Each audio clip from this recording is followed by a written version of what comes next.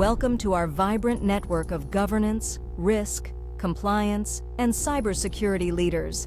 We share cutting-edge insights, best practices, and innovative strategies to empower professionals in navigating the dynamic cyber threat landscape.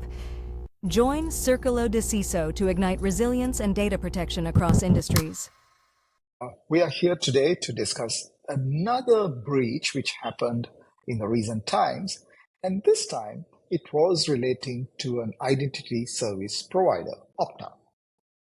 So we would like to learn as to what went wrong and how we should take the learning from this and ensure the identities which are used within the organization are secure. So Nishant, welcome back to another episode. I'd like you to walk us through and tell us why identity is important and what should the organizations do to securing those identities. Over to you, Nishant. Right. So before to go to this today, let's know about what exactly happened in the Okta breach. So as we all know, hackers were able to gain the access to the Okta's customer support system. But the main point is how, right? And this was because because of the service account, right? So this is the main point, service account, right? I would want to quote this service account here. And as we know, service account always used to have very excessive privilege most of the time. And so if this, and that was the main thing which was get used during this Okta attack. And in this, there is another very important point, that how this was being used, the service account, right? Because of the user was using the organization system which was managed by the identity managed system, but they were using the personal email account, right?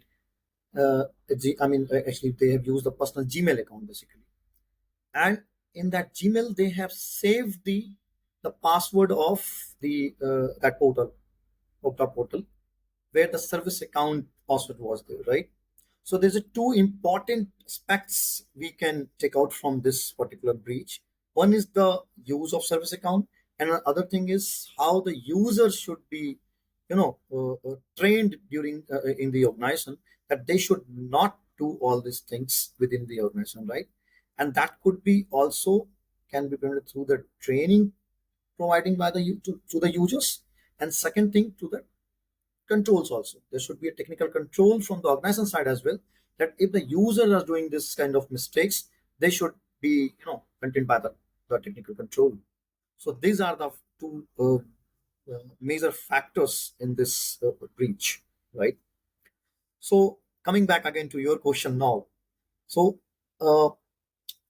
in such kind of scenarios, it's very important aspect is, I would talk 3 points, major points now, right? How we should maintain the service account in the organization, how we should give the training to the employee, and what should be the practices which we should follow to to prevent such breaches. So first thing, whenever we use service account, we should ensure always that it should not have the very excessive privilege. Ensure that it's whenever it should be always tracked down for what kind of services we are using to the service account. And whenever it's the system team and the development team integrations is happening, when they're requesting for service account, it should be always the password of the service account should never shared with the development team. It should be always keep with the system team, right? So that they should follow this practice, that it should be feed by the password by them system administrator, not by the development team, which means it would be always with them, right? And where it is getting fitted, it should be encrypted also in the when we are developing the application or API.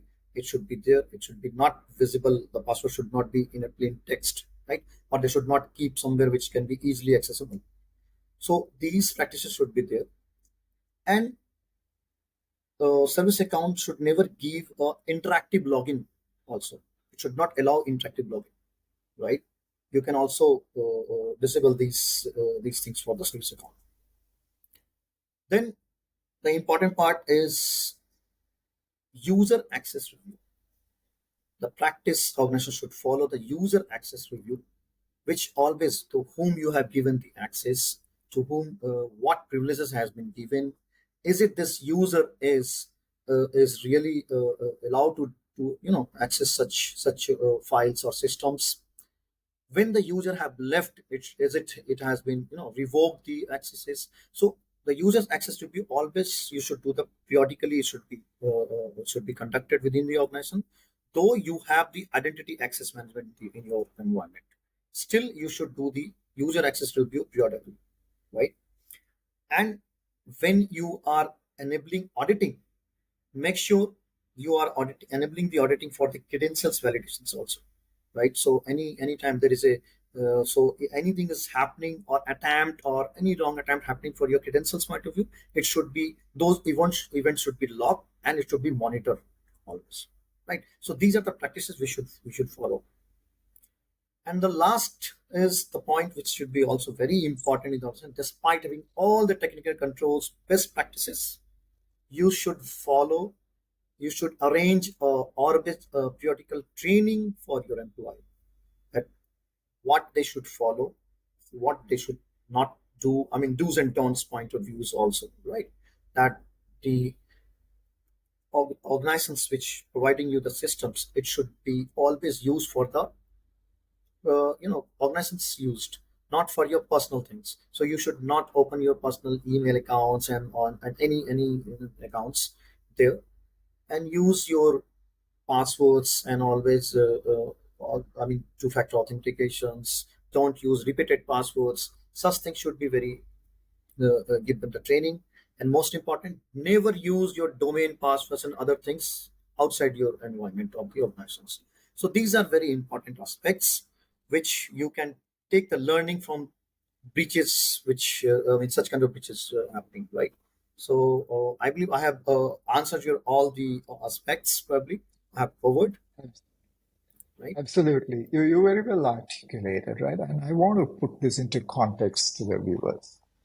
Identity is very critical, especially when you Yeah. are adopting a zero trust journey, because your journey is going to be identity centric, and you're going to grant access to your applications and workloads. So what is in the intermediary are the devices and your network. So you need to secure the devices, you need to secure the network. Now, when you look at the identities, we are talking about, you focused heavily on the services account. So I would broadly categorize into two categories. One of them humans, the other one is non-humans. So the non-humans would have the service accounts, Exactly. right? And again, the same rules we apply for the humans should be applied to the service accounts as well. When you manage the life cycle of the humans, you have to manage the life cycles of the service accounts as well, Service. right? Then you also need to grant access on the basis of need to know, need to do, Yeah. right? Minimal access. Exactly. And continuously review to see whether there are any attempts or anomaly behavior in the service accounts. And last but not the least is the administrative accounts. The administrative accounts should always be given on the basis of just in time, right? You give them access when they That can need be it also very to the extent they can do. And one of the common things which you and I always observe The convenience side of it, the administrators want it very convenient, so they would want persistent access. Sessions don't expire. Those are also there to give rise to a risk plus also a lateral movement. So if the attacker can gain privileged administrative access, and if he or she can launch a service account, even if they lose access to the administrative privilege account, they can still have a backdoor through the service accounts. Right? So it is always important to manage the life cycle and ensure that access is granted on a need basis. So it is also important to do an independent review of the identities, both human and non-human, and continuously monitor the behavior of these identities. Right? 30 seconds. Nishant, any closing thoughts before we wrap up this session? That's what I was mentioning. I mean, it's many. You need to be have a very good practice within the organizations. Despite you have all the technical controls, practice is very important, and follow those Hygiene. practice. Hygiene. These things are very important because these breaches are happening because of lack of the practices. Because every organizations, if you see the names, these are very big organizations. They do have all the controls, but practices are not there. Still they don't do the review, they don't track down their privileges, what privileges they have given to whom and all, no, and what apis they are running, what service accounts they have. Such things are very important to keep on review, keep on monitoring, keep on auditing. These things are very important. Absolutely.